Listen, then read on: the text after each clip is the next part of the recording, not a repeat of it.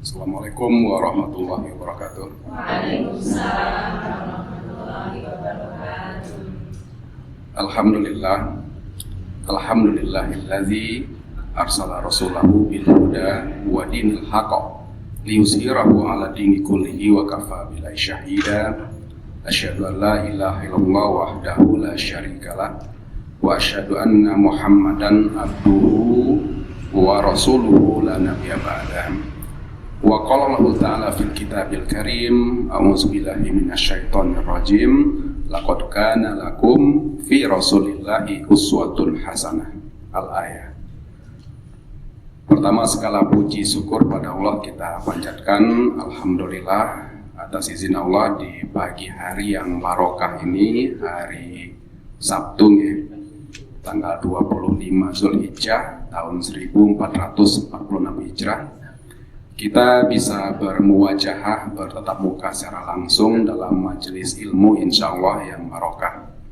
Salawat dan salam semoga Allah limpah curahkan kepada uswatun hasanah kita, Nabi Muhammad Sallallahu Alaihi Wasallam. Perkenankan saya bertanya dulu, gimana kabarnya ibu-ibu, sehat? Ini kalau saya perhatikan kayaknya banyak wajah-wajah baru juga Bu ya. Ya alhamdulillah.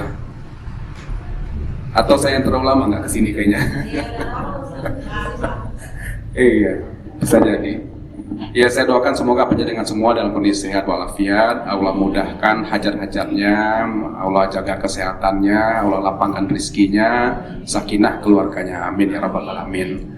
Dan semoga kita juga senantiasa menyempatkan waktu untuk bisa menuntut ilmu.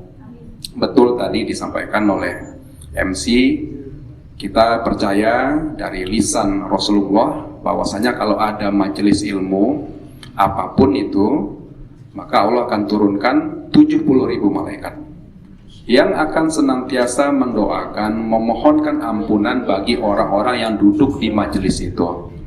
Kalau pagi ya sampai sore hari, kalau sore sampai paginya lagi. Bahkan tertidur saja di dalam majelis tetap akan dapat pahala. Walaupun saya tidak berharap panjenengan tertidur nih, karena insya Allah kita nggak terlalu lama juga, mungkin kurang lebih ya sampai 1,5 jam ke depan dengan tanya jawab. Baik, ini kita membahas judulnya itu menggapai cinta di jalan takwa. Ya, terus terang saya juga agak mikir-mikir sebenarnya.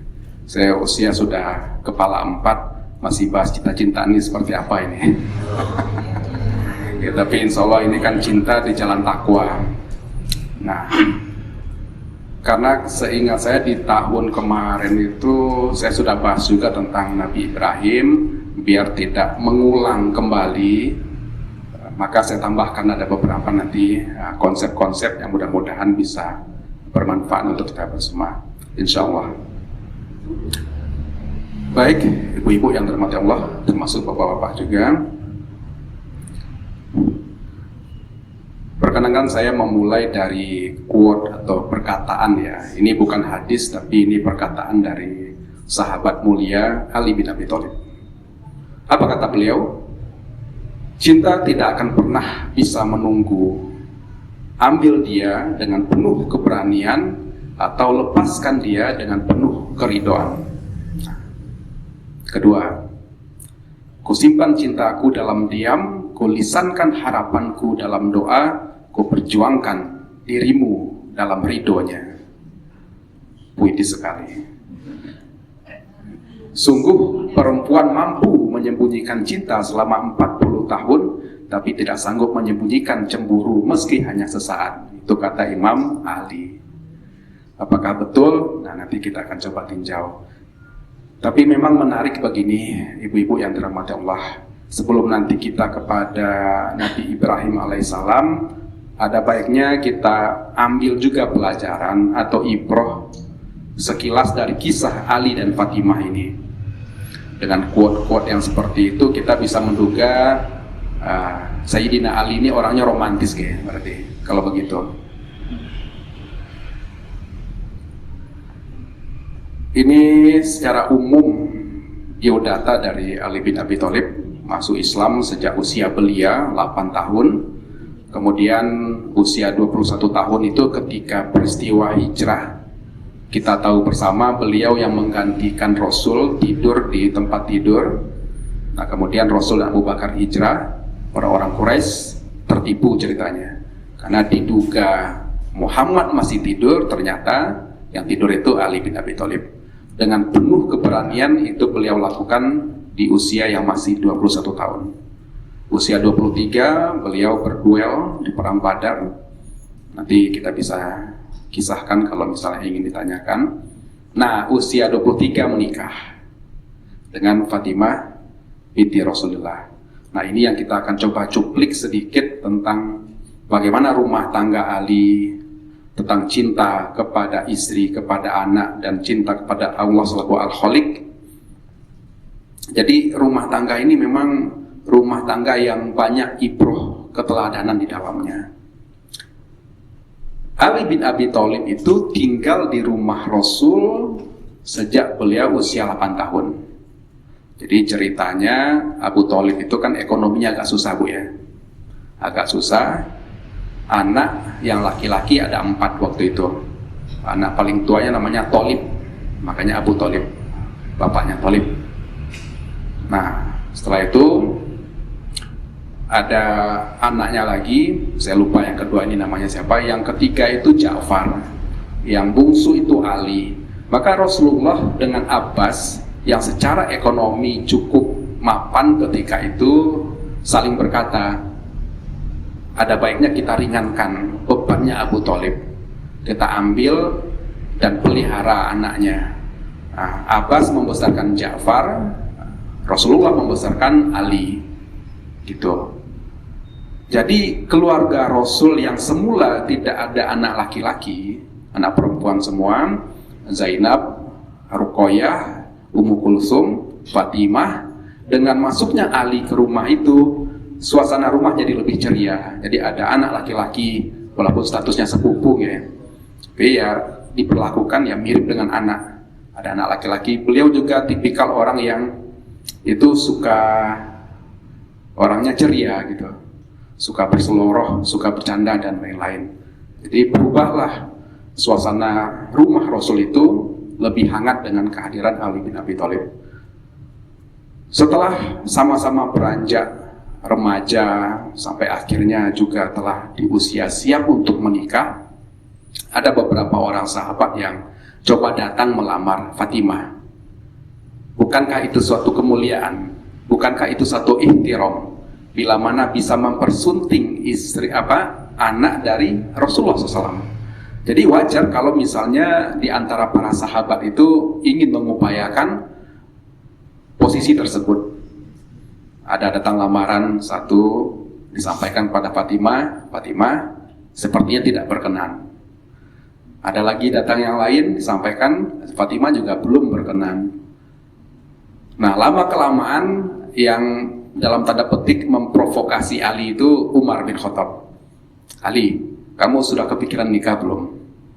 Ya kepikiran sudah, tapi kan ekonomi ya masih sangat pas-pasan. Nah, itu orang sudah bolak-balik itu melamar Fatimah, tapi belum ada yang diterima.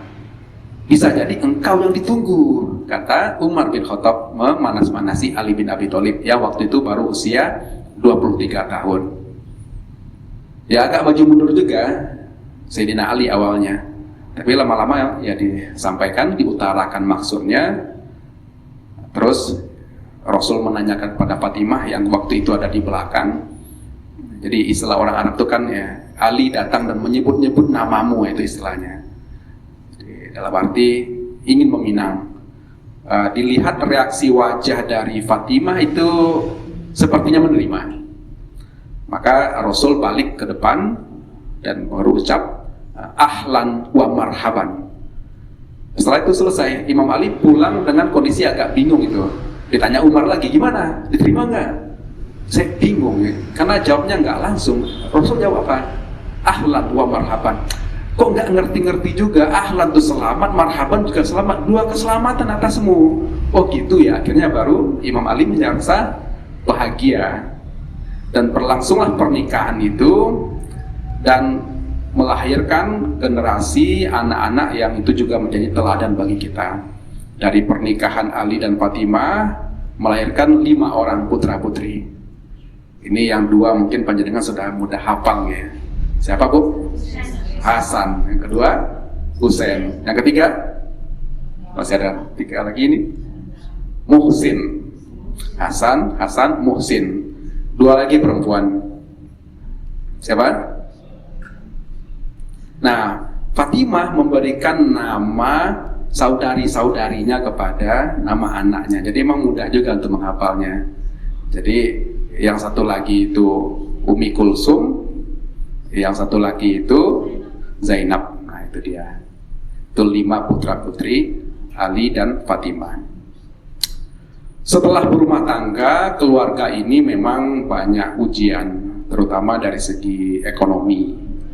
Kita tahu ada suatu kisah Fatimah datang mengadu pada Rasulullah, mengeluhkan tentang beratnya beban rumah tangga yang harus dipikul. Waktu itu orang masih menggiling gandum itu kan dengan tangan Bu ya. Ini panjenengan yang agak sepuh mungkin masih ngalami mungkin mengolah padi dengan alu lesung ditumbuk begitu.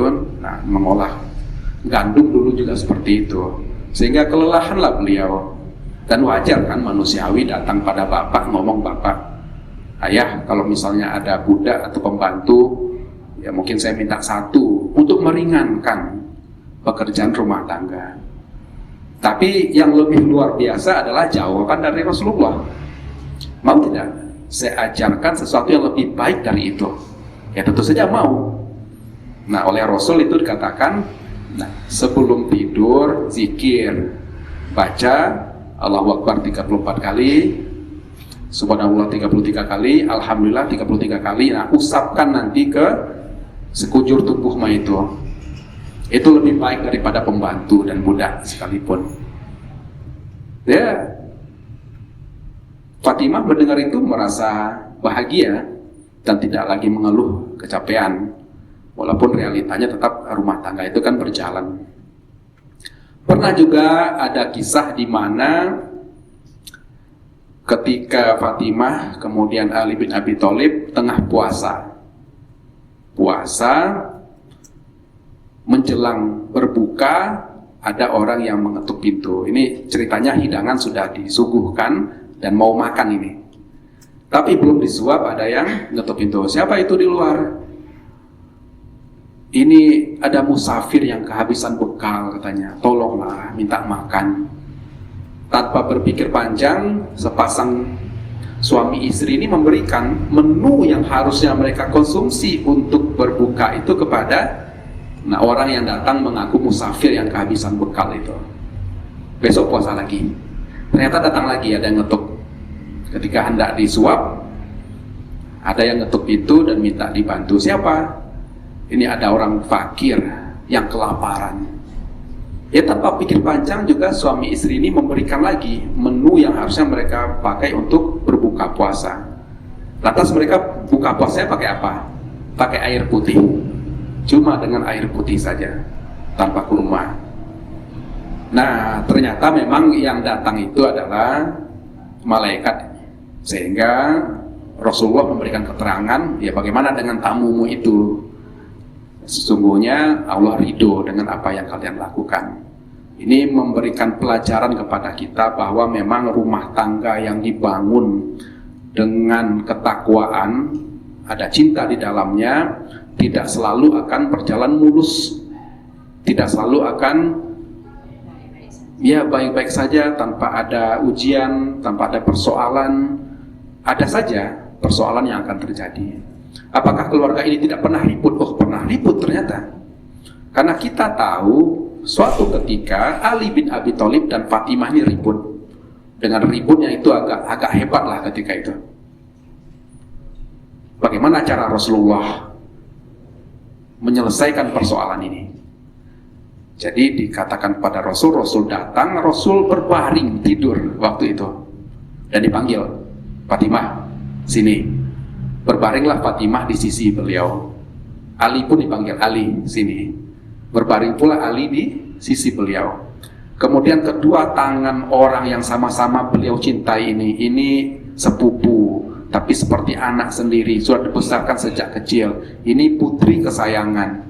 Rasul tentu tidak ingin orang-orang yang dicintai ini ribut. Maka kedua tangan itu ditaruh di perutnya Rasulullah. Nggak ngomong, tapi dengan begitu ya sudah selesai persoalannya. Begitulah cara Rasulullah mendamaikan anak dan menantunya yang tengah berkonflik. Ya bukan tidak serta-merta pasti ini bojomu iku, enggak gitu. Jadi lebih melihat persoalan dengan objektif terlebih dahulu. Imam Ali itu pernah bertanya pada Rasulullah, "Ya Rasulullah, siapa yang lebih engkau cintai, aku atau Fatimah?" Rasul menjawab juga dengan jawaban yang diplomatis. "Fatimah lebih aku cintai, tapi engkau lebih aku banggakan." Itu jawaban Rasulullah kepada Imam Ali bin Abi Thalib. Nah, ini kisah yang pertama mungkin tentang Ali dan Fatimah. Mudah-mudahan ada ibroh, ada pelajaran yang bisa kita petik dari kisah Ali dan Fatimah ini. Jadi yang namanya rumah tangga, walaupun diawali dengan rasa cinta, tapi bukan berarti tidak ada persoalan setelah mengarungi permasalahan itu. Fatimah wafat di usia 29 tahun, relatif muda untuk bilangan sekarang. Di antara 4 putri Rasulullah itu, kan putra-putri beliau 7 ya. Yang 3 laki-laki, tidak ada yang mencapai usia dewasa. Yang 4 perempuan itu hidup, dan memang dari pembacaan saya, itu tidak ada yang lebih dari usia 30 semuanya. Fatimah wafat usia 29 tahun, Zainab juga wafat usia 29 tahun, Ruqayyah usia 22 tahun, dan Ummi Kulsum itu sekitar 28 tahun. Singkat-singkat, karena kan 6 bulan berselang setelah wafatnya Rasul, Fatimah juga wafat. Nah, Fatimah karena sudah tahu itu memberikan wasiat kepada suaminya, nanti kalau aku meninggal, menikahlah dengan Asma binti Umais. Nah, siapa itu? Asma binti Umais adalah perempuan yang juga baik-baik, muslimah generasi awal, as-sabiqunal awalun. Beliau sebelumnya adalah istri dari Ja'far. Jadi kakaknya Ali, Ja'far bin Abi Thalib, menikah dengan Asma binti Umais ini, punya anak-anak. Ja'far itu wafat ketika perang Mu'tah tahun ke-7 Hijrah. Sepeninggal itu menjanda sampai akhirnya juga Fatimah wafat. Nah, baru Ali akhirnya menikah dengan Asma binti Umais. Nah, kemudian sebelum itu dia juga pernah menikah dengan Abu Bakar ceritanya. Nah, ini juga ada kisah menarik. Jadi bagaimana Asma binti Umais ini melihat anak-anaknya saling bertengkar, meninggi-ninggikan, lomba-lomba hebat bapak, gitu ceritanya. Kan sebelumnya punya putra dari Ja'far, kemudian nikah dengan Abu Bakar. Anaknya Ja'far dan anak Abu Bakar ini ribut ceritanya. Bapakku yang lebih mulia, bapakku yang lebih kontribusinya hebat dalam Islam, seperti itu. Nah, bagaimana ibu yang bijak menengahi perselisihan ribut antara anak-anak ini? Waktu itu Asma sudah nikah dengan Ali bin Abi Thalib. Kata Ali, itu ditengahilah itu, anak-anakmu lagi ribut. Nah, terus ditengahi, sini. Abu Bakar itu orang paling mulia di kalangan kaum muslimin yang tua. Sementara Ja'far itu adalah pemuda yang juga paling mulia di kalangan yang muda-muda. Dengan begitu mereka merasa ya bapaknya ya sama-sama hebat, baik anak Ja'far ataupun anak Abu Bakar. Nah, sepulang itu Ali justru mencandai istrinya itu. Kalau tadi kamu katakan Abu Bakar adalah laki-laki paling mulia di kalangan kaum muslimin yang tua, kemudian Ja'far adalah yang juga mulia di kalangan kaum muslimin yang muda, terus apa yang tersisa untukku? Itu kan canda Ali kepada istrinya itu. Ya begitulah mereka dalam berumah tangga. Baik, kita lanjut Bung ya. Nah, ini kepada kisah utamanya, kisah Ibrahim alaihissalam.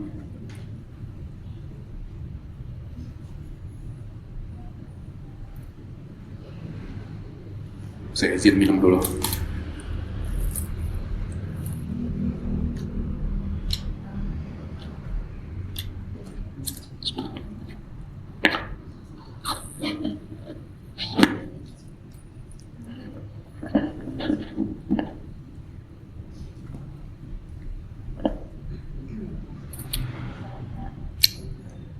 Baik, kita lanjut pada kisah keluarga mulia Ibrahim alaihissalam. Tadi sudah bagus pengantar dari MC tentang bagaimana Nabi Ibrahim ini. Ibrahim adalah sosok Nabi yang penuh kasih sayang, lemah lembut, juga sekaligus tegas. Kita tahu bahwa kala itu beliau terlahir di suatu negeri, di suatu kota namanya Ur, di daerah Babilonia waktu itu. Diselamatkan oleh bapak ibunya karena raja yang berkuasa bermimpi kelak akan ada pemuda laki-laki yang akan menggulingkan singgasananya. Ya, kita bisa bayangkan itu. Kalau ada penguasa, raja, berkuasa, diktator, kemudian yang paling takuti apa? Kalau nanti ada yang melengsarkan dia. Nah, raja ini kan Namrud ya. Jadi singkat kata, setelah usia 40 tahun, akhirnya beliau diangkat jadi nabi. Berdakwah. Dakwah Nabi Ibrahim ini memang agak pelik juga. Karena berhadapan langsung dengan kondisi kerajaan di mana orang sudah terlanjur percaya bahwa rajanya adalah Tuhan, Namrud tadi, yang itu dimanifestkan dengan patung-patung yang banyak, dengan pemujaan-pemujaan dan upacara-upacara yang itu sudah menjadi protokoler kerajaan ketika itu. Nah, singkat kata, setelah dakwah kepada Namrud itu dan Namrud akhirnya mati, Nabi Ibrahim ini hijrah ke suatu negeri yang bernama Haran. Ini kalau kita lihat sekarang itu di tenggaranya Turki. Ini kan Irak, Babilonia itu di Irak, di utaranya itu Turki. Nah, di tenggara Turki itu ada sebuah kota bernama Haran. Menikah dengan Sarah, kemudian bertiga dengan ponakan beliau itu hijrah lagi ke Palestina, di Yerusalem ketika itu. Jadi rumah tangga ini mulanya berjalan baik-baik saja, penuh dengan cinta, tapi cobaan muncul dengan tidak adanya putra, tidak adanya keturunan. Nah gitu. Nabi Ibrahim pernah melakukan rihlah ke Mesir, kemudian sesampai di sana diganggu oleh tentaranya Fir'aun. Nah akhirnya Fir'aun yang bersangkutan itu merasa menyesal karena ketika hendak menjamah, hendak memegang Sarah itu, seketika tubuhnya lunglai. Nah dia takut jangan-jangan nanti kalau orang ini dah pergi, saya lunglai lagi ya, nggak bisa ngapa-ngapain. Maka sebelum itu terjadi, diberikanlah hadiah perempuan muda sebagai bentuk penyesalan karena perilaku dan sikap kurang ajar tadi kepada Sarah. Dengan harapan mudah-mudahan setelah dia pergi ya, dia tidak kembali lunglai seperti yang dialaminya. Nah, perempuan muda itulah yang bernama Hajar. Memang para ahli sirah agak beda pendapat, saya baca, mengenai sosok Hajar ini. Siapa itu Hajar? Ada yang mengatakan Hajar budak dari Fir'aun. Tapi yang diberikan kan bukan budak sembarang budak, tapi memang budak yang pilihan seperti itu.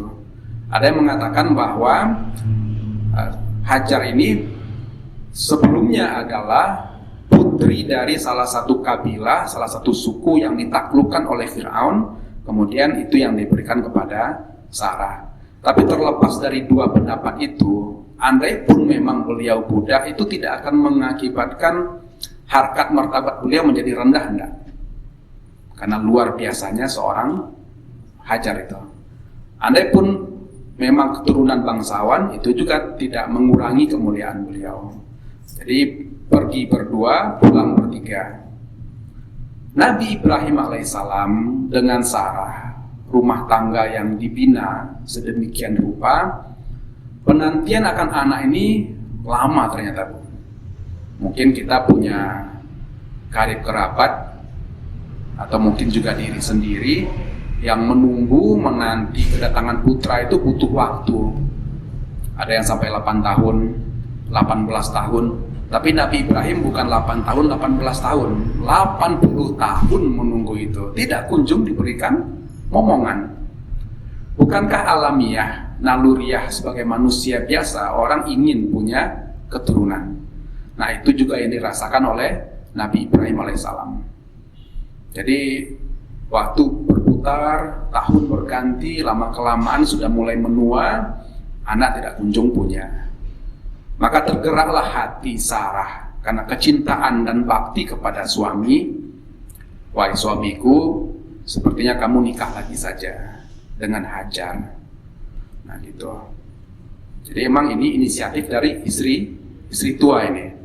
Nah ini agak sensitif kalau bicara seperti ini ya. Tapi tidak masalah, Bu, kita bisa bahas secara syar'i seperti apa. Jadi kalau poligami itu dibahas secara syar'i, justru yang harusnya khawatir bapak-bapak. Karena jarang dibahas secara syar'i, sehingga yang lebih khawatir itu ibu-ibu. Nah itu dia. Ya, kalau dibahas secara syar'i, ya bapak-bapak yang akan lebih khawatir. Andai dia melangkah, walaupun itu boleh, andai pun dia melangkah ke arah sana, akan ada sederetan konsekuensi yang akan dia tanggung. Kalau misalnya dengan menambah istri, justru keluarga jadi ribut. Kalau misalnya dengan menambah istri, hubungan dengan mertua, hubungan dengan anak jadi rusak. Kalaupun dengan menambah itu, beban nafkah jadi lebih susah. Sementara dia tetap akan memilih, ya tentu dia yang harusnya khawatir. Bukan dari pihak perempuan sebagai istri yang sah, seperti itu. Makanya dalam beberapa kajian ya, kalau membahas poligami itu saya selalu memberi saran kepada bapak-bapak. Ya kalaupun bapak-bapak memilih untuk poligami, ya keluarlah dari pintu depan dengan gagah, jangan menyelinap lewat pintu belakang. Nah, akhirnya ketahuan. Nah, karena keseringan bukannya nambah istri tapi ganti istri jadinya. Karena tidak dikomunikasikan dulu, tidak disampaikan dulu. Anak juga mungkin seperti apa dan lain-lain. Nah, alih-alih bisa bahagia, tambah pusing kesudahannya. Tapi singkat saja karena kita nggak bahas itu, Bu ya. Kecuali panjenengan tanya nanti. Ketika seseorang menjadi suami, laki-laki ini menjadi suami, punya satu istri, maka sifat adil wajib ada pada dirinya. Ketika misalnya orang itu ingin berpoligami dan itu memang boleh, maka sifat adil juga wajib ada pada dirinya. Jadi mau istri 2, istri 3 wajib adil, istri 1 pun juga wajib adil. Kalau belum bisa bersifat adil, nah ini akan jadi repot. Jadi jangan hanya membayangkan yang indah-indahnya saja, tapi juga bayangkan segala konsekuensinya. Gitu. Baik, kita kembali kepada bahasan kita. Keluarga Nabi Ibrahim dan Sarah. Akhirnya Sarah mempersilahkan Nabi Ibrahim menikah dengan Hajar. Itu terjadi tatkala beliau sudah usia 85 tahun. Sudah cukup sepuh, 85 tahun. Dan alhamdulillah setahun berselang, usia 86, beliau dikaruniai seorang putra. Jadi kita bisa bayangkan sebagai manusia biasa dengan sifat-sifat kemanusiawian, bagaimana perasaan Ibrahim menunggu 80 tahun akhirnya punya putra, punya anak laki-laki. Itu luar biasa, susah diungkapkan dengan kata-kata. Jadi Sarah pun ketika awal-awal Ismail lahir itu juga turut bahagia. Tapi lama-kelamaan manusiawi juga kalau akhirnya melihat Ibrahim, Hajar dengan putranya, oh kok senang ya, terus merasa diri loh. Nah itu, jadi perkataan Imam Ali tadi, perempuan bisa menahan rasa cinta 40 tahun tapi tidak bisa menyembunyikan cemburu walaupun sesaat, itu yang terjadi. Dan ini hal biasa sebenarnya. Akhirnya datang perintah dari Allah supaya anak dan istri ini diungsikan. Jadi bukan karena ribut rumah tangga, enggak. Tidak ada ribut, apalagi konflik antara Sarah dan Hajar, bukan kecemburuan ya. Tapi ada perintah dari Allah supaya anak dan istri ini diungsikan, dibawa ke suatu negeri yang Ibrahim sendiri itu belum tahu seperti apa kesudahan dari cerita ini. Jadi cuma disuruh bawa anak istrimu, dan luar biasa Hajar ikut tanpa banyak bertanya. Kan disuruh ya, silakan kemasi barang, ikut. Ya sudah, sebagai istri yang menurut patuh ya ikut. Tanpa banyak bertanya, ya mau kemana suamiku?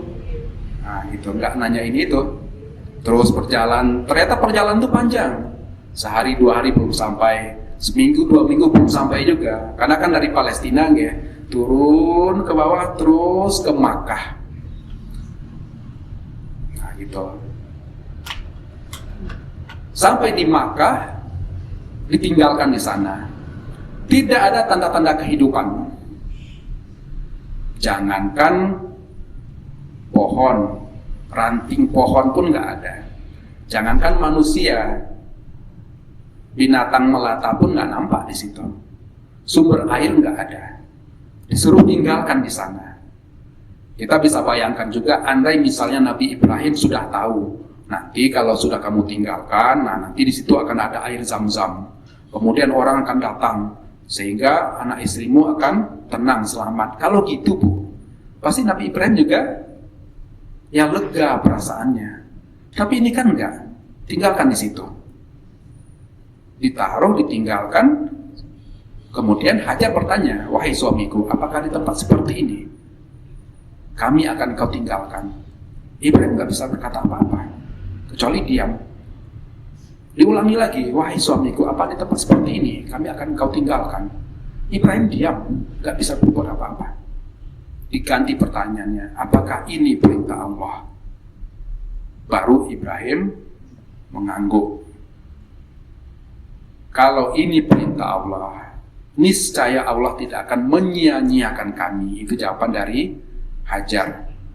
Dan memang luar biasa, sepeninggal itu ternyata ada peristiwa ya, Safa Marwah, muncul air Zam-Zam, sehingga siapapun sekarang orang yang naik haji, umroh, melakukan ritual Safa Marwah, kemudian meneguk air Zam-Zam, ya ibunda kita Hajar akan tetap dapat pahalanya.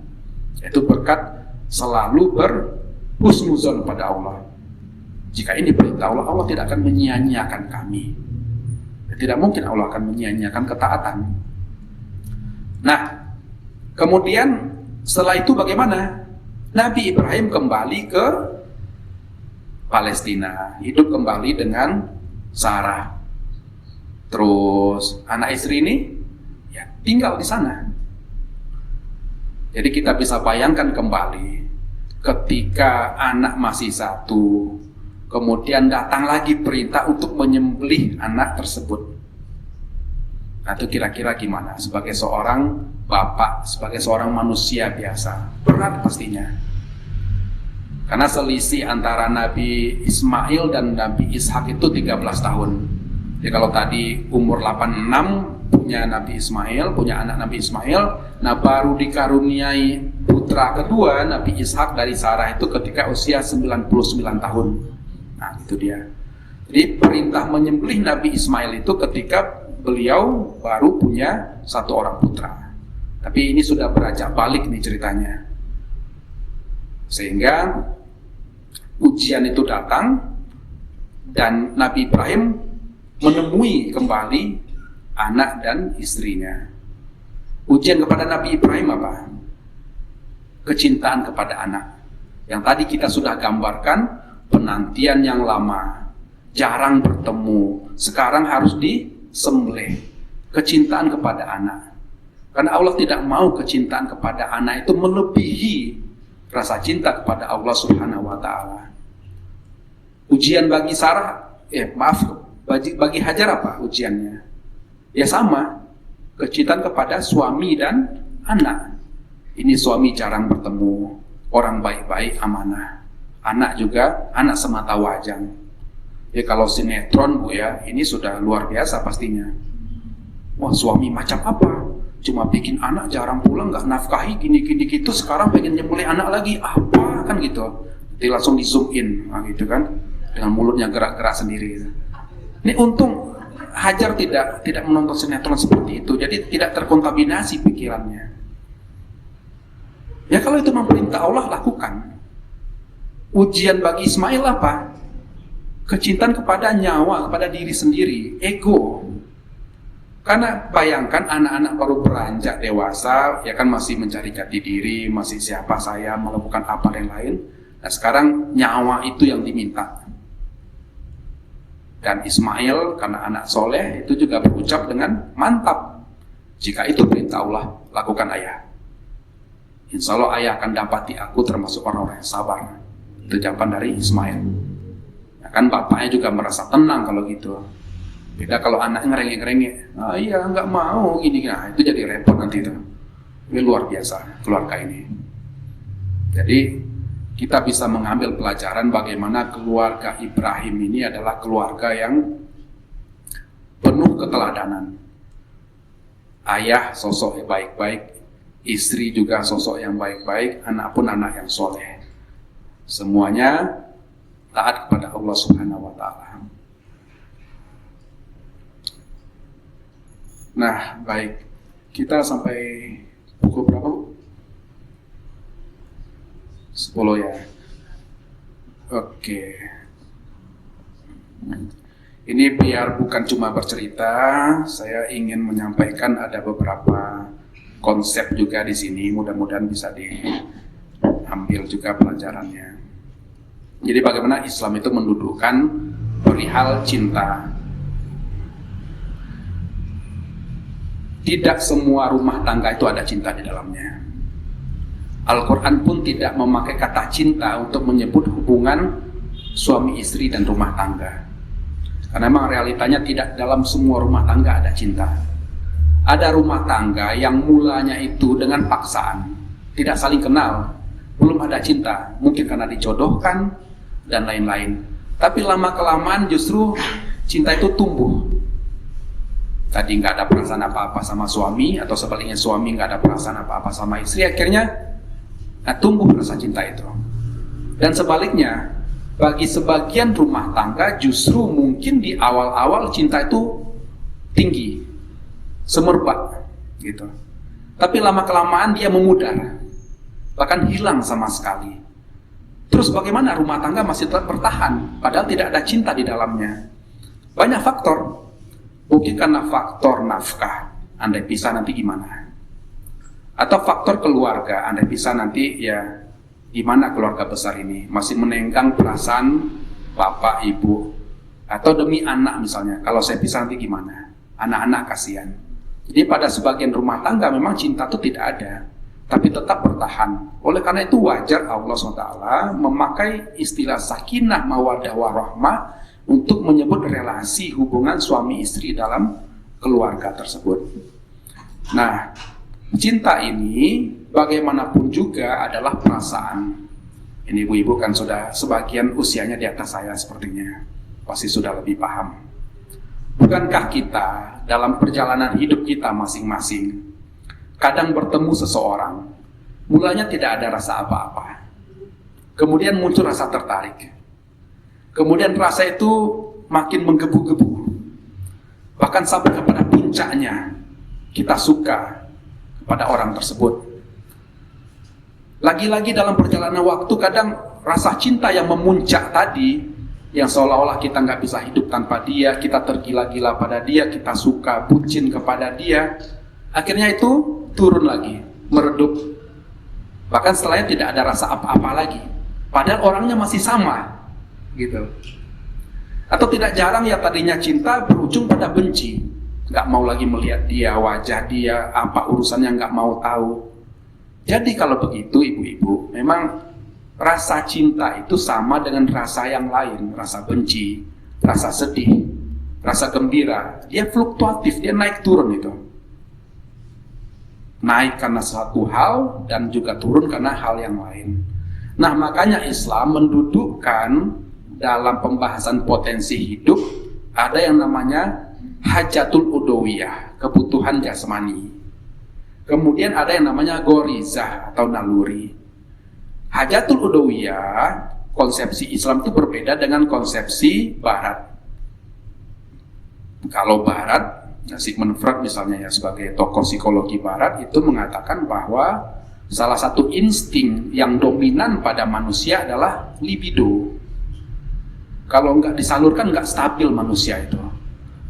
Kalau persepsi awalnya demikian, wajar kalau kesudahannya peradaban Barat itu memberikan fasilitas kepada penyaluran libido tadi. Nah itu dia. Kalau Islam tidak seperti itu. Islam mendudukkan ada hajatul udawiyah, ada goriza. Hajatul udawiyah itu kebutuhan jasmani. Cirinya 3. 1, rangsangannya dari dalam. 2, mendesak untuk dipenuhi. 3, kalau tidak terpenuhi, mati. Apa contoh hajatul udawiyah? Makan, minum, istirahat, buang hajat, bernafas, dan lain sebagainya. Itu muncul dari metabolisme tubuh. Kita butuh makan. Kalau makan gimana? Maaf, kita lapar. Pemenuhannya apa? Makan. Nggak bisa, udah istirahat aja, nggak bisa. Haus, ya minum. Capek istirahat, nggak bisa. Makan aja, nggak bisa. Kalau nggak buang air, nggak sehat, bisa mati juga orang. Paru-paru kita tidak dirancang untuk bernafas dalam air. Kita tidak bisa terbang dan lain sebagainya. Nah itu kebutuhan jasmani. Rangsangannya dari dalam, mendesak untuk dipenuhi, kalau tidak terpenuhi mati. Maka dalam konteks darurat bahasa Arab itu artinya darurat, perkara hidup mati, yang tadinya haram bisa menjadi halal dalam rangka melanjutkan kehidupan. Contoh, kita terdampar di suatu pulau, nggak ada sumber kehidupan lain. Nah tiba-tiba cuk. Nah, ular lewat. Mengkonsumsi ular yang itu hukum asalnya adalah haram, hanya dalam rangka melangsungkan nyawa, itu menjadi boleh. Tapi ya jangan sampai sendawa. Itu berlebihan namanya kan. Jadi sebatas bisa menjaga nyawa. Atau misalnya makanan-makanan yang nggak halal. Panggang babi. Lah kita terdampar, nggak ada lagi, cuma itu bisa dikonsumsi. Nah maka dalam kondisi darurat seperti itu mengkonsumsi yang haram boleh sekedarnya. Tapi kalau masih ada pisang, ada talas, masih itu belum ini Bu. Kalau masih ada yang lain yang bisa dikonsumsi, belum kondisinya darurat. Nah itu dalam kondisi darurat, hajatul udawiyah tadi. Nah yang kedua namanya gorizah atau naluri. Jadi di luar kebutuhan jasmani tadi itu masuk kepada naluri. Cirinya 4. Rangsangannya dari luar, tidak mendesak untuk dipenuhi. Kalau tidak dipenuhi nggak mati. Cuma gelisah aja. Kalau istilah anak sekarang galau. Dan bisa dialihkan dari satu gorizah kepada gorizah yang lain. Nah itu naluri. Nah naluri ini ada 3. Ada gorizatun tadayun, ada gorizatun bako, ada gorizah nau. Gorizah tadayun adalah gorizah mentakdiskan, mensucikan sesuatu. Jadi ada naluri pada manusia, siapapun dia, untuk menyucikan sesuatu. Apakah ini hanya ada bagi orang Islam saja? Oh enggak. Maka kita jumpai bagi saudara-saudara kita agama lain, kalau dia beribadah pun, setelah ibadah itu dia merasa lega. Kita kalau tahajud, doa, nangis-nangis, setelah itu ada rasa lega. Nah itulah gorizah tadayun. Ketika kita merasa terancam, kita akan bermunajat, memohon, berdoa.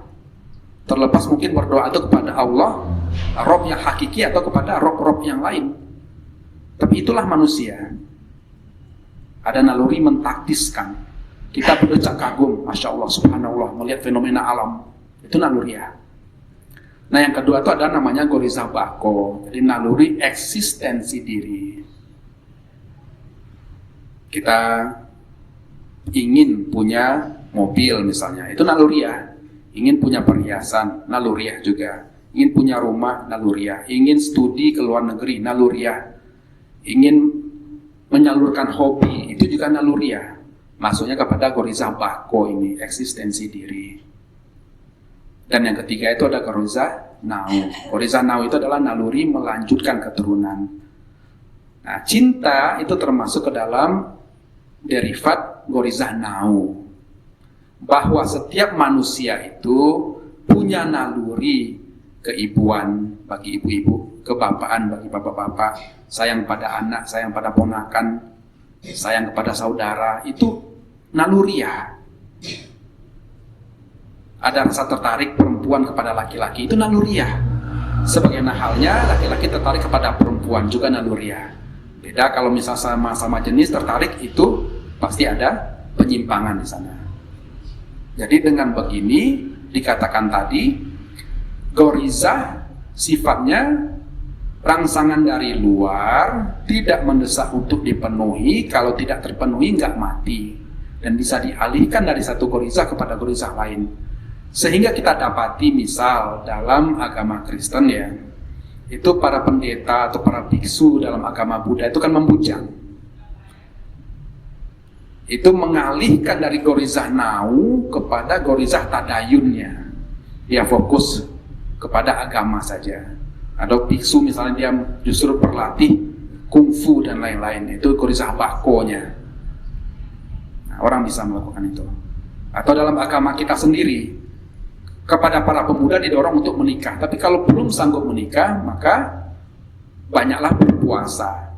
Itu mengalihkan gorizah nau kepada gorizah bako atau kepada gorizah tadayun, puasa dalam hal ini. Ini bisa dialihkan, tidak akan membuat orang mati. Nah, kesimpulannya ternyata dari kita bangun tidur sampai kita tidur lagi, itu kalau bukan dalam rangka memenuhi hajatul udawiyah, pasti dalam rangka memenuhi gorizah. Bangun tidur apa yang penjenengan lakukan? Doa dulu ya. Doa masuk kepada gorizah tadayun. Setelah itu ke kamar mandi mungkin gorizah bako, kalau misalnya gosok gigi dulu, atau kalau misalnya buang hajat ya berarti masuk kepada hajatul udawiyah. Setelah itu sholat, gorizah tadayun. Setelahnya apa? Makan, sarapan, hajatul udawiyah. Setelah itu apa? Bekerja, gorizah bako. Atau misalnya kuliah, gorizah bako. Dalam pekerjaan, dalam kuliah, bertemu bercengkerama, gorizah bako. Nanti siang-siang lapar lagi, makan, gorizah, hajatul udawiyah. Istirahat siang, hajatul udawiyah. Nanti pulang ketemu keluarga, ketemu anak, ketemu istri, gorizah nau, seperti itu. Sampai nanti tidur lagi. Jadi kalau bukan dalam rangka mewujudkan hajatul udawiyah, ya pasti dalam rangka mewujudkan gorizah. Persoalannya sekarang, Islam hadir untuk bisa memberikan penimbang dalam memenuhi hajatul udawiyah dan gorizah kita. Betul semua orang ingin makan, tapi Islam mengajarkan mana yang boleh dimakan, mana yang nggak boleh dimakan. Seperti apa cara makan? Nah, adabnya makan. Semua orang ingin minum, tapi mana yang boleh diminum, mana tidak boleh diminum. Seperti apa adabnya minum? Nah, Islam mengajarkan seperti itu. Gorizah tadayun, mana cara ibadah yang tepat, mana yang salah. Gorizah bako, betul orang ingin memiliki barang, memiliki benda, tapi mana cara yang halal, mana cara yang haram. Mencuri itu bukan cara yang halal, korupsi bukan cara yang halal. Kepemilikan itu asbab tamaluknya ya bisa dengan cari nafkah, dapat hadiah, warisan, hibah dan lain sebagainya. Tapi bukan dari cara-cara yang tidak halal tadi. Gorizah nau, betul ada rasa ketertarikan. Caranya bagaimana? Nikah. Bukan dengan jajan di luar sana. Itu bukan cara-cara yang halal. Agama memberikan petunjuk kepada kita dalam rangka memenuhi hajatul udawiyah dan gorizah kita. Jadi sebagai intisari pertemuan kita sebelum masuk pada tanya jawab, ya saya kutip saja di situ kata-kata dalam flyer itu ya. Ya, ketika cinta diuji, kepada siapa hati berpihak. Nah, Nabi Ibrahim memilih cintanya kepada Allah di atas segalanya. Jadi ibu-ibu, pada setiap kita itu ada Ismail yang berbeda-beda. Nabi Ibrahim diuji dengan Ismail, anaknya. Karena memang ujian itu datang menyapa pada titik terlemah. Titik terlemah Nabi Ibrahim adalah Ismail, putranya. Pada masing-masing kita juga punya Ismail, yang itu akan beda-beda masing-masing. Mungkin bagi saya A, bagi panjenengan B. Sebagian kita mungkin ujian itu, Ismail itu adalah anak. Sebagian mungkin suami. Sebagian mungkin mertua. Sebagian mungkin orang tua. Sebagian mungkin harta. Sebagian mungkin kesehatan. Sebagian mungkin lingkungan. Dan lain sebagainya. Jadi masing-masing kita punya Ismail yang harus kita sembelih, yang harus kita korbankan, sehingga tidak menduakan Allah dalam ketaatan kepadanya. Kalau belum bisa menyembelih Ismail masing-masing, selama itu kita masih akan terbelenggu kepada cinta pada makhluk, bukan cinta kepada Allah. Jadi belajar dari Ibrahim, belajar takwa kepada Allah, kata Nasyid ya. Baik, ibu-ibu mungkin itu sebagai pengantar terlebih dahulu. Ya, kurang lebih masih ada waktu ke depan. Barangkali ada yang ingin panjenengan tanyakan. Silakan MC. Masya Allah, tabarakallah. Jazakumullah khairan Ustadz atas ilmu yang sudah disampaikan hari ini. Banyak pembelajaran yang sudah kita dapat. Kalau saya pribadi menarik kesimpulan bahwasanya apa yang disampaikan Ustadz, kita masing-masing mempunyai peran dalam keluarga. Apalagi kita sebagai perempuan, ada yang berperan sebagai ibu, ada yang berperan sebagai anak.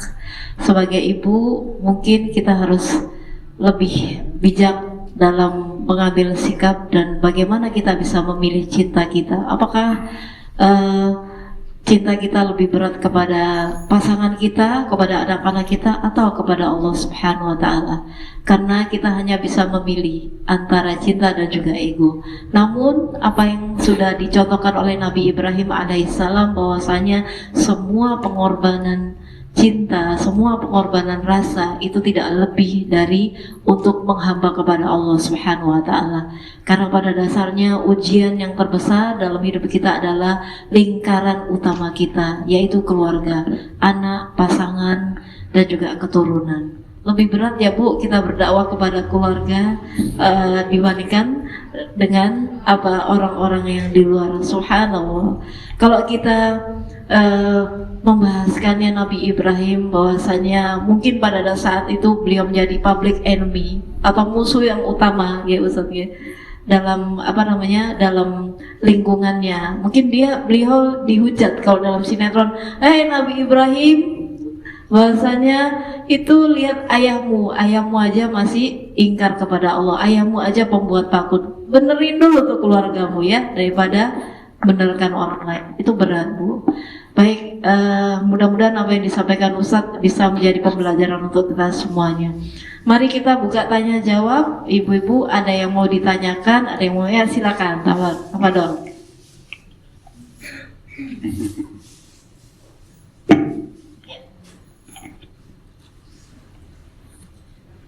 Assalamualaikum warahmatullahi wabarakatuh. Waalaikumsalam warahmatullahi wabarakatuh. Yang saya tanyakan tentang sekilas kisah Ali dan Fatimah tadi Ustadz, tertulis 32 tahun Rasulullah wafat. Itu maksudnya gimana? Kan Rasulullah meninggal usia 63 tahun. Oh. Ya. Itu yang pertama. Yang kedua tentang tadi tertulis juga rihlah. Itu bedanya rihlah sama tadabbur itu apa? Terima kasih. Assalamualaikum warahmatullahi wabarakatuh. Waalaikumsalam.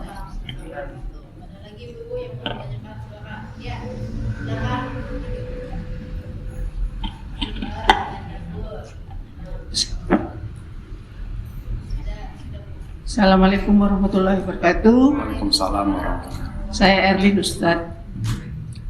Tadi di flyer ditunjukkan Ali masuk Islam umur 8 tahun ya Ustadz. Pertama. Kedua itu antara untuk menyelesaikan mantu sama itu Anak. Nabi Muhammad berdampingan itu. Terus bagaimana kalau dengan kita yang orang awam gitu, Ustaz? Kedua, ketiga itu putranya Asma sama putranya Fatimah tadi kan bertengkar. Menyelesaikan permasalahan itu bagaimana? Terus yang keempat, poligami itu, Ustaz, katanya yang melamar itu istri pertama. Terima kasih. Assalamualaikum warahmatullahi wabarakatuh. Kalau Ustadz yang pertama tentang meninggalnya 32 Iya. tahun tadi. Rihla dan tahadabur pertanyaannya. Apa Baik, bismillah. Jadi yang pertama ini biodata Ali bin Abi Thalib, bukan biodata Rasulullah. Nah, jadi beliau kurang lebih masuk Islam usia 8 tahun. Ada beberapa riwayat mengatakan 10 tahun. Tapi saya menguatkan yang 8 tahun. Nah, ketika Rasul wafat, Ali ketika itu berusia 32 tahun. Nah, itu maksudnya. Rasulullah sendiri wafat usia 63. Jadi Rasul itu lahir di hari Senin 12 Rabiul Awal. Kemudian beliau hijrah, ini sebentar lagi juga tahun baru Hijriah. Beliau itu hijrah sampai di Madinah itu juga hari Senin 12 Rabiul Awal. Jadi kan tanggal 27 Safar itu keluar dari Makkah, berdiam 3 hari di Gua Sur. Nah, tanggal 1 Rabiul Awal itu sudah mulai bertolak ke Madinah. 8 hari sampai di Kuba. Tanggal 8 Rabiul Awal sampai di Kuba, mendirikan masjid. Nah, 4 hari kemudian baru beliau masuk ke Madinah. Jadi tepat juga hari Senin 12 Rabiul Awal. Dan ternyata juga beliau wafat 12 Rabiul Awal. Nah, gitu. Jadi Rasulullah wafat 63 tahun. Abu Bakar wafat usia? Abu Bakar 63 juga, Bu. Karena beda 2 tahun dengan Nabi. Ini Ali bin Abi Thalib ini ceritanya. Jadi ketika Rasul wafat, Ali usia, ini kan dia udah tanya Ali. Ali itu kan nikah usia 23. Kemudian umur 26 itu perang itu, 28 perang itu. Nah, usia 32, Ali usia 32, Rasul wafat. Ali sendiri wafat juga usia 63.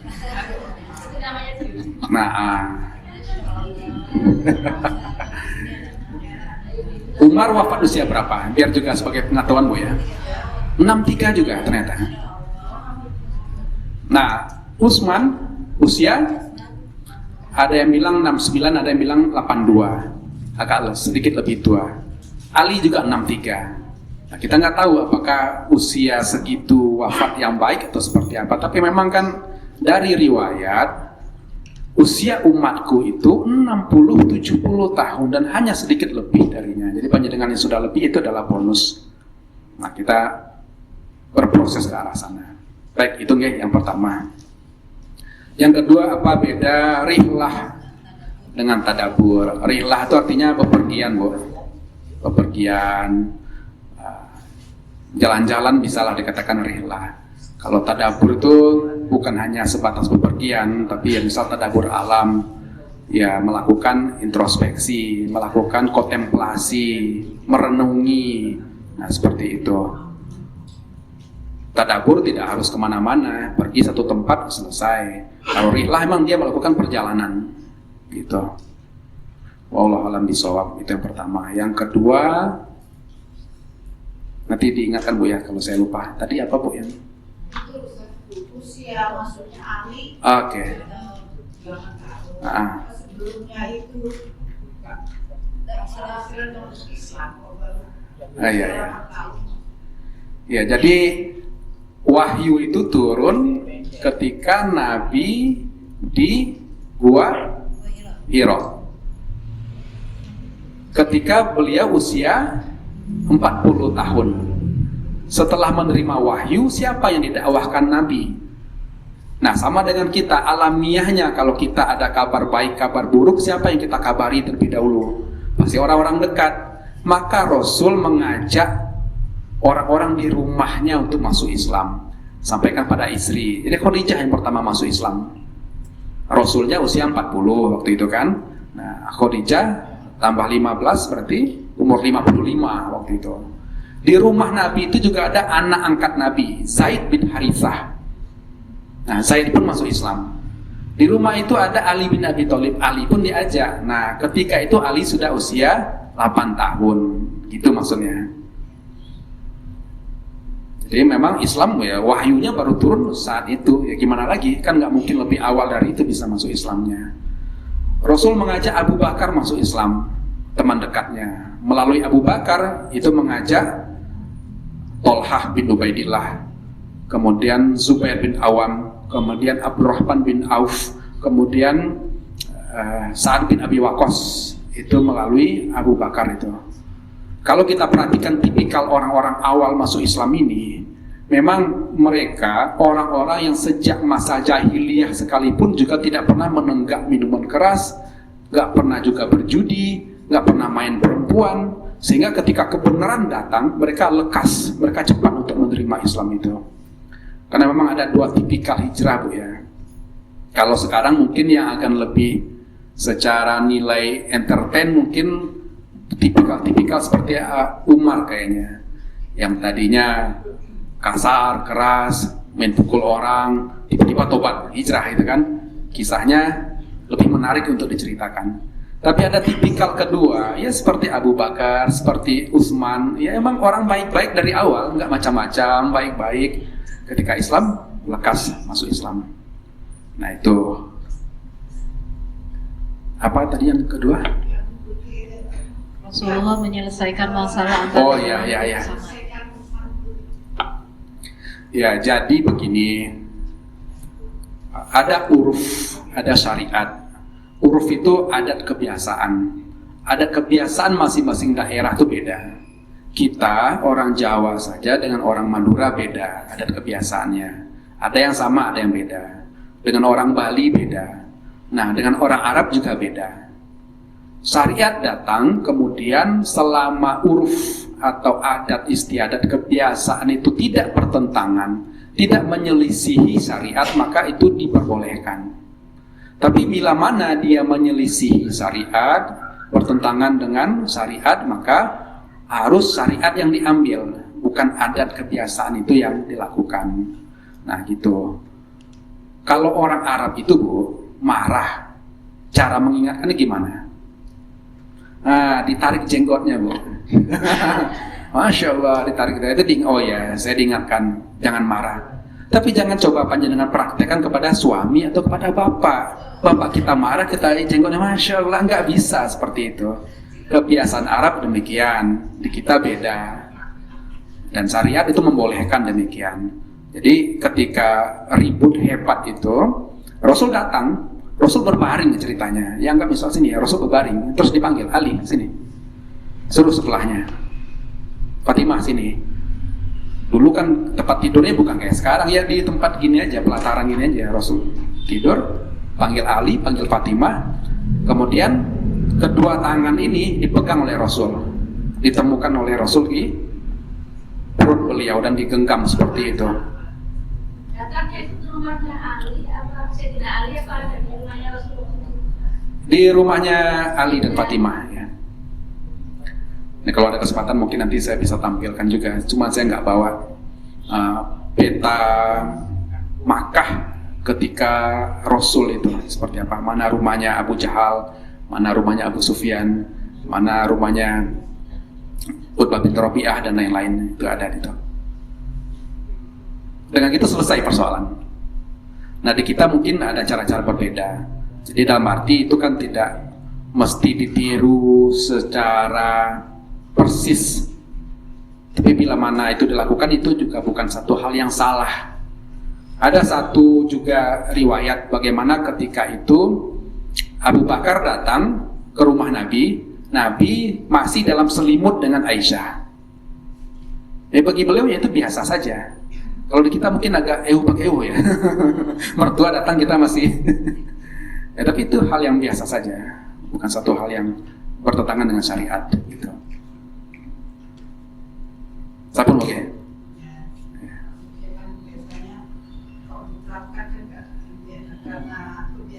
Iya.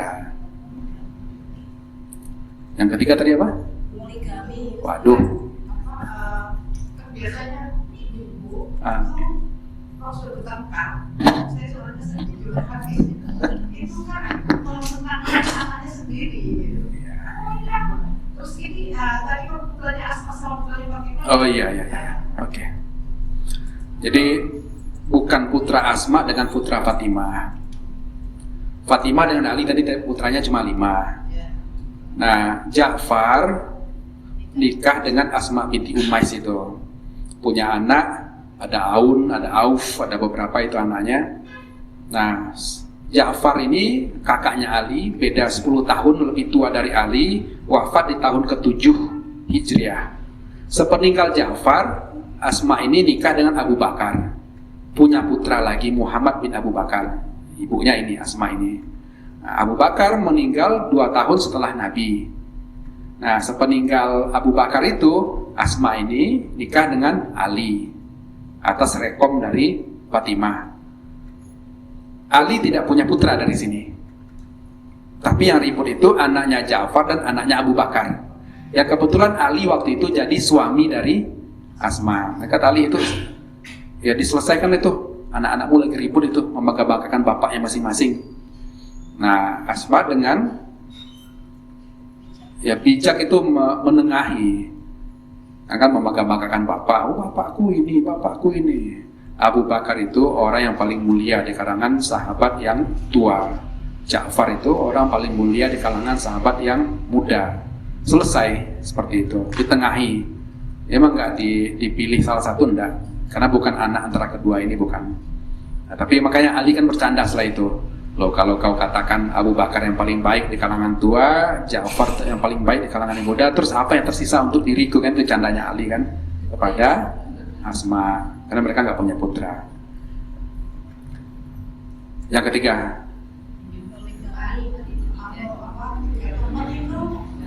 yang melamar yang poligami itu Oke. istri yang pertama dengan laki. oh iya. Jadi kalau kita telaah, sebenarnya tidak ada syarat restu istri pertama itu, Bu. Nggak ada. Terus kamu sendiri. Nah, makanya, jadi ini harus dijelaskan dengan kepala dingin. Jadi tidak ada syarat itu kan sesuatu, rukun atau syarat itu kan sesuatu yang dengannya jadi sah sesuatu. Kalau enggak kan jadi nggak sah.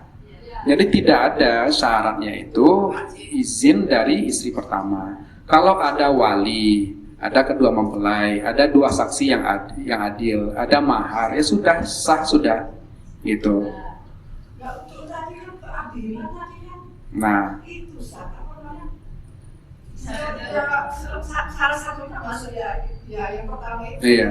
Makanya saya sering merekomendasikan kepada bapak-bapak terutama, ya Bapak kalau ini kan yes, seolah-olah saya langsung mendukung gitu. Justru itu kesempatan saya menjelaskan pada bapak-bapak, kalau panjenengan memang hukumnya itu boleh, Bu. Kita nggak boleh menolak tuh nggak bisa. Syariat memang ya. Jadi bedakan saya nggak setuju poligami atau saya nggak mau di poligami, itu 2 hal yang berbeda. Kalau saya nggak setuju, ya syariatnya itu memang sudah seperti itu, nggak boleh kita menentang syariat. Tapi kalau untuk diri saya nggak mau, itu sah-sah saja. Gitu. Jadi ketika di awal pernikahan misalnya, ditanyakan dulu misalnya, kalau misal nikah dengan saya nggak mau loh di poligami. Diiyakan oleh suami, maka itu mengikat dia. Gitu. Tapi kalau misal dulu nggak ada seperti itu, kemudian suami akhirnya menikah lagi, nah makanya saya ke bapak-bapak memberikan saran yang konkret seperti itu. Kalau misalnya panjenengan, kita kan memang beda laki-laki itu, Bu ya. Kalau misalnya memang tertarik harus menikah lagi, sanggup secara fisik sehat, secara ekonomi juga dia mapan misalnya, dia orang baik-baik, pengen nikah lagi, ya kita nggak bisa halangi. Tapi jangan sampai nanti malah tujuannya baik, caranya yang nggak baik. Supaya caranya baik gimana? Ya tadi saya istilahkan, keluar dari pintu depan dengan gagah. Jadi istri tahu, mertua tahu, anak tahu, urus ke KUA, karena ada hak-hak juga nanti. Kalau nikah siri, kasihan anaknya, ya kan nggak ada ininya, apa namanya di akta dan lain-lainnya. Di aktanya kan nggak ada nama kakak itunya. Jangan menyelinap lewat pintu belakang, diam, akhirnya ketahuan, ujung-ujungnya ribut. Alih-alih pengen nambah istri, ganti istri ujung-ujungnya. Itu kan sangat disayangkan. Nah gitu kan. Sebelum terjadi penting untuk diingatkan kepada bapak-bapak itu. Jadi jangan cuma modal semangat saja. Hanya saja kepada ibu-ibu juga harus disampaikan, memang syariatnya ada seperti itu. Itu mungkin.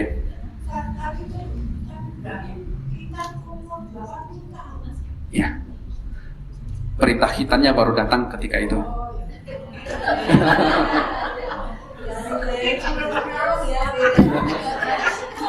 Dan beliau khitan dengan kapak, Bu. Beliau pakai kapak. Yang hitam siapa? Sendiri. Iya.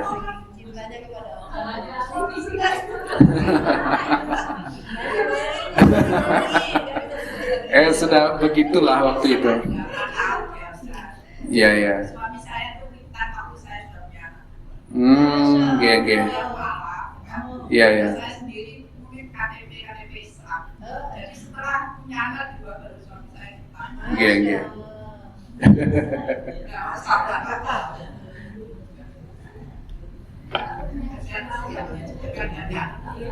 Ya, baik ibu-ibu. Ada pertanyaan lagi? Satu lagi loh, sekarang banyak. Nah, ini waktunya sudah terbatas ini ya. Silakan, Bu. Mau saya tanyakan, Ustaz. Tadi kan tinggalnya di Palestina, Nabi Ibrahim. Kemudian mengantar istrinya Hajar sama Ismail ke Mekah. Kemudian ditinggal tuh balik lagi ke Palestina. Yeah. Terus waktu ada perintah menyembelih itu berarti Nabi Ibrahim di Palestina. Yeah. Ya, terus balik lagi untuk mengambil putranya itu. Itu berapa tahun itu, Ustaz? Hanya itu yang saya tanyakan. Oke, baik, nanti saya jawab. Silakan yang lain dulu.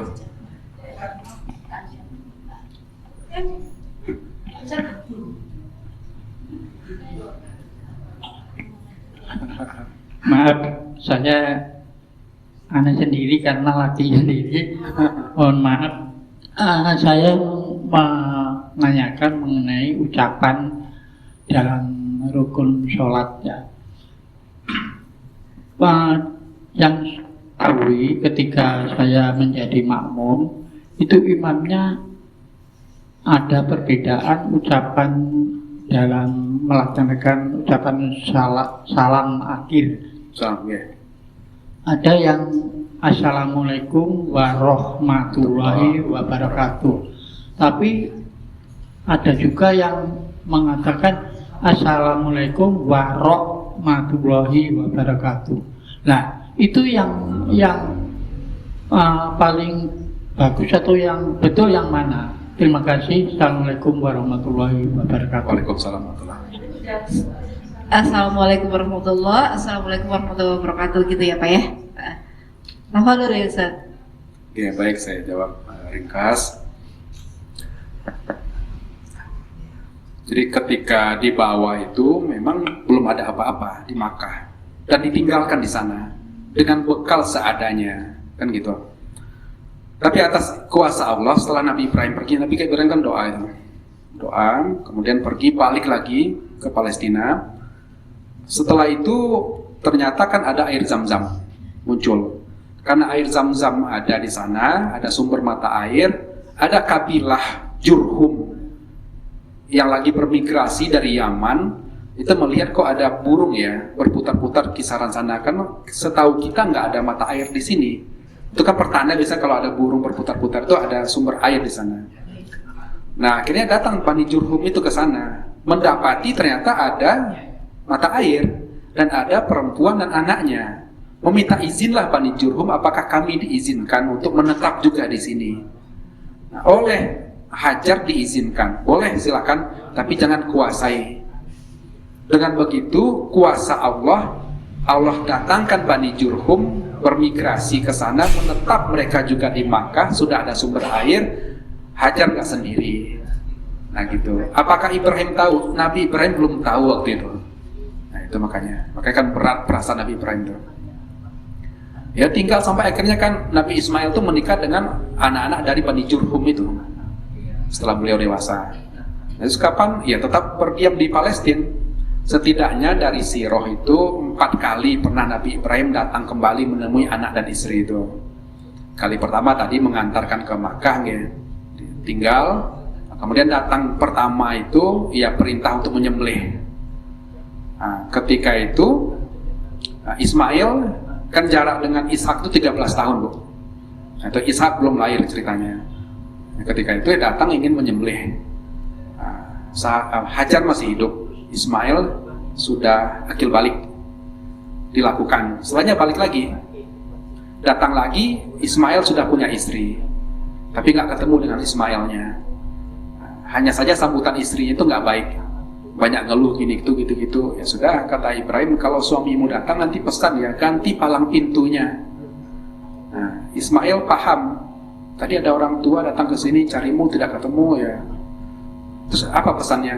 Katanya suruh ganti palang pintu, itu bapakku itu, kata Ismail. Dan dia menyuruh aku menceraikan dirimu. Ada ceraikan istrinya itu. Datang lagi Ibrahim kali ketiga, cari Ismail, nggak ketemu juga waktu itu karena masih berburu. Dulu berburunya kan agak jauh ya, berhari-hari juga. Nah, terus istrinya sudah ganti. Bedanya yang kedua ini itu menyambut dengan lebih baik. Bagaimana kondisi kalian? Ya alhamdulillah gini gitu, lebih banyak bersyukur. Gak ketemu dipesankan juga. Nanti kalau suamimu datang pesan ya, pertahankan palang pintumu. Sekarang sudah kuat gitu. Nah, ditanya, dibilang lagi, itu bapakku. Nah kali keempat datang Ibrahim, ketemu dengan Nabi Ismail. Nah, yang dilakukan adalah meninggikan Ka'bah. Jadi dibangun, kumpulkan batu. Makanya tumpukan batu kan hijir, batu kan hajar ya, tumpukan itu kan hijir Ismail. Jadi Nabi Ismail ngumpulin batu, ditumpuk-tumpuk, Nabi Ibrahim yang bangun, terus ditinggikan. Setelah lebih tinggi dari jangkauan tangan, nah maka kan butuh tempat pijakan. Ya, diangkat, dipijak itu. Nah bekas kaki itu jadi makom. Makom itu kan posisi atau pijakan gitu. Yang kalau penjenengan umroh dan haji kan nampak itu. Tak lihat ini ukuran sepatu Nabi Ibrahim ukuran berapa ya? Tak lihat kayaknya mungkin 46, 47 kayaknya. Dugaan saya ya. Wallahu a'lam bishawab. Jadi tidak kumpul ya Ustaz. Nabi Ibrahim sama Nabi Ismail sama sekali nggak kumpul. Jadi cara mendidiknya bagaimana atau komunikasinya bagaimana, keadaan HP satu. Iya. Jadi kalau komunikasi langsung yang kontinu lama itu enggak terjadi, Bu. Jadi datang sesekali ya komunikasi, itu sangat komunikasi. Iya datang tapi nggak terlalu lama juga. Balik lagi, lebih banyak emang ibu yang mendidiknya. Gitu. Tadi itu kan Nabi Ibrahim yang bangun. Kan pertama awal itu kan Nabi Adam. Yes. Apa itu yang batu yang di Dari keterangan yang sampai pada kita, dari pembacaan saya juga di Sirah Nabawiyah, itu cuma pondasi aja, Bu. Jadi cuma batu pondasinya aja. Nabi Adam.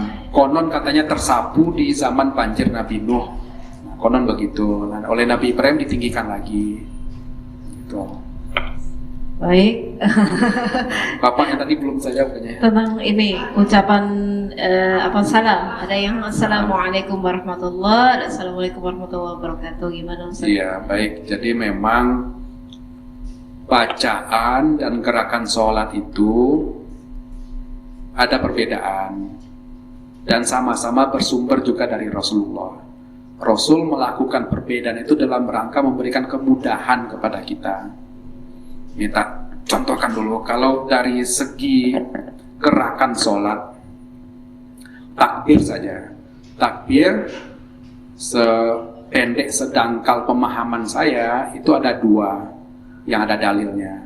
Yang pertama itu yang segini, yang ngangkat tangan ininya setelinga, atau ngangkat tangan segini. Nah, kemudian bersedekap. Bersedekap ini ada 6. Ada yang gini, ada yang gini, ada yang di pusar, ada yang miring sedikit ke sini, atau yang Hanafi itu di bawah pusar. Nah gitu. Itu gerakan.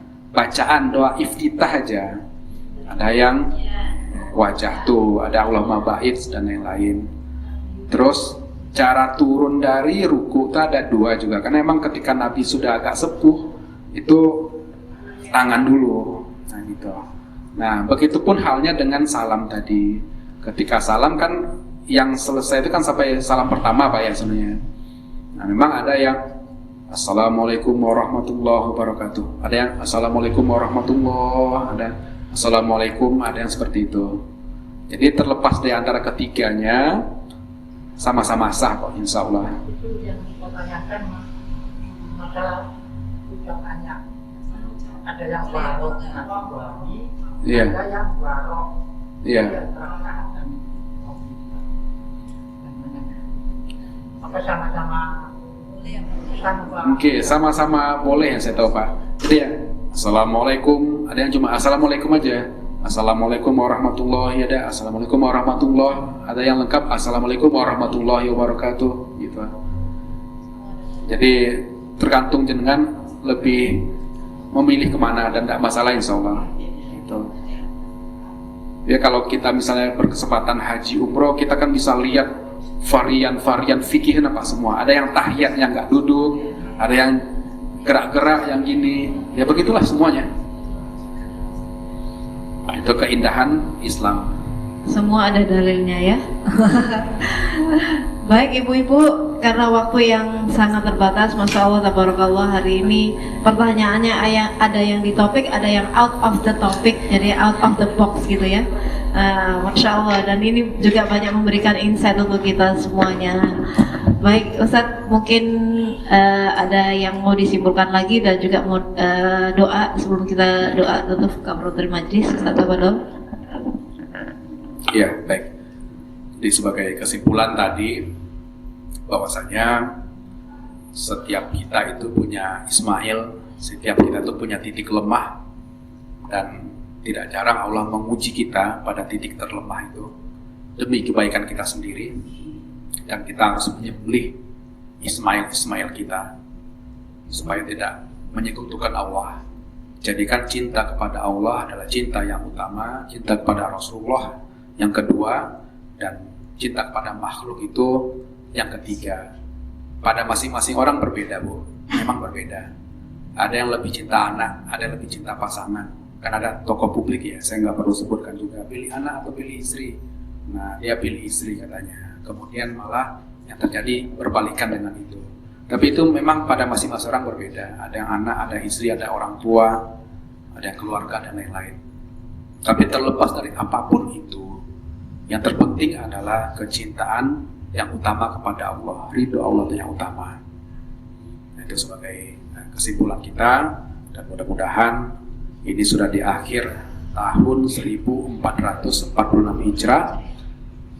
Insya Allah di hari Jumat depan itu sudah tahun baru Hijriah 1447. Jatah hidup kita berkurang, usia kita bertambah. Mudah-mudahan kita juga semakin mempersiapkan diri menuju perjumpaan dengan Rabb yang kita cintai itu. Mudah-mudahan kalau kita berupaya sekuat tenaga untuk taat kepada Allah, makin rajin ibadah, senang majelis ilmu, mudah-mudahan nanti kita juga meninggal husnul khotimah. Dan saya juga bermunajat, mudah-mudahan kalau kita sempat bermajelis di dunia, semoga Allah juga perkenankan kita bisa bermajelis nanti di surganya. Amin rabbal alamin. Tanpa ada satupun yang tersisa. Sekaligus doa. Ya kita tutup dengan doa. A'udzubillahi minasyaitonirrajim. Bismillahirrahmanirrahim. Allahumma fir lil muslimina wal muslimat wal mu'minina wal mu'minat al ahya'i minhum wal amwat innaka samihum qaribun mujibud da'wati ya khadiyal hajat. Rabbana Rabbana zolamna anfusana wa illam taghfir lana wa tarhamna lanakunanna minal khasirin. La ilaha illa anta subhanaka inni kuntu minaz zalimin. Allahumma ighfir lana dzunubana wali walidaina warhamhuma kama rabbayana shaghira. Rabbana hab lana min azwajina wa dzurriyyatina qurrata a'yun waj'alna lil muttaqina imama. Rabbi habli minas solihin, Rabbi habli minas solihin, Rabbi habli minas solihin. Nas'aluka ridhoka wal jannah wa na'udzubika min sakhatika wan nar. Allahumma inna nas'aluka salamatan fid din wal afiyatan fil jasad wa ziyadatan fil ilmi wa barakatan fil rizki wa taubatan qoblal maut wa rahmatan indal maut wa maghfiratan ba'dal maut.